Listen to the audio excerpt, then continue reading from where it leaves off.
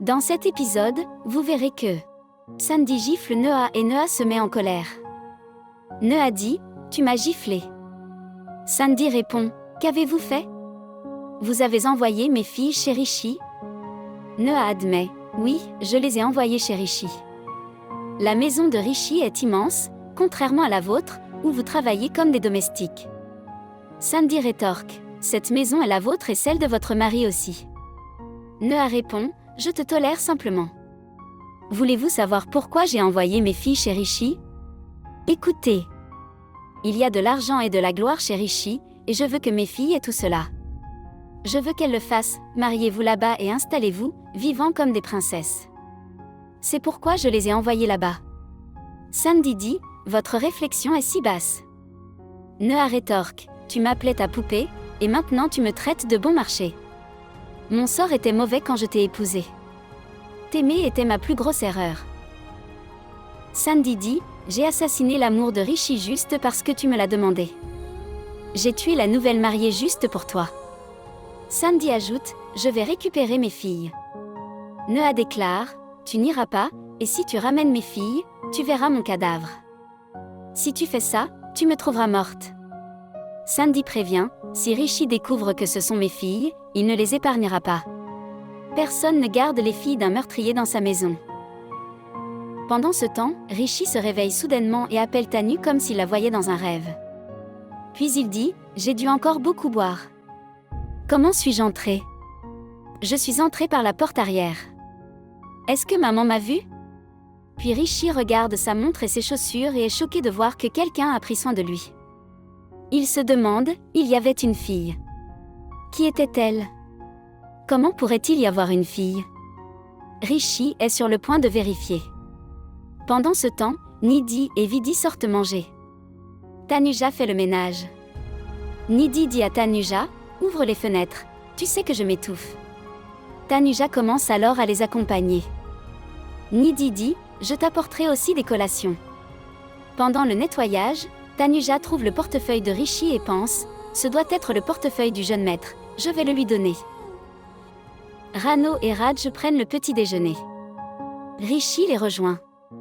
Rano s'approche rapidement et dit, mon fils est ici, aujourd'hui, je vais servir mon fils moi-même. Rishi s'excuse auprès de Rano en disant, je suis désolé d'avoir été impoli avec vous devant tout le monde à l'hôtel. Rano répond, j'en ai aussi dit plus que ce que j'aurais dû. Raj plaisante, voulez-vous simplement parler entre vous, ou allez-vous me parler aussi ? Rishi demande, où sont tout le monde ? Raj explique, mais Rishi l'interrompt, je n'ai pas besoin de tant de détails. J'étais inconscient la nuit dernière, qui m'a amené à l'intérieur. Rano dit, tu as encore bu. Tu sais que ça ne te convient pas. Je n'ai pas entendu la sonnette. Rishi répond, je suis passé par la porte arrière. Je pense que j'ai rencontré quelqu'un là-bas, peut-être une fille.